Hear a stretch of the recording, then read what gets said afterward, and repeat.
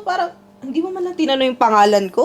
Yun agad yung tanong ko. May mga Yung ganong may klase. ganun eh, May mga oo. ganong klase na ano, na siguro, depende talaga sa usapan. Sa approach mo. Sa Pero approach. totoo yan, tol. Tama. Kaya siya nagiging ganun, nagiging negative yung dating Oo. sa akin. Kasi tang ina, kakakilala mo lang sa akin or I Oo. don't even know you, man. Saka ano, Naglalakad ako, nakita mo, Pilipino ako, tinawag mo ako, kabayan. Kabayan! O, kamusta ka dito? Okay lang. Anong visa mo? Bigla-bigla Man, na. close ano. ba tayo? Naalala ko Ano? nun, di ba?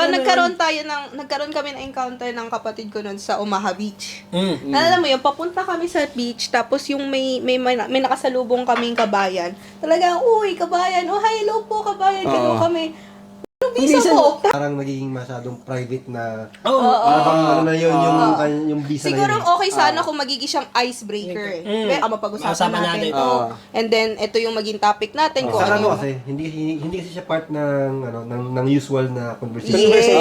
Kumbaga para bang, kumbaga, bakit may papasok yung visa? Kakakilala Oo, tayo. and Kung kaya- tayo, parang gano'n. Sino I nas- think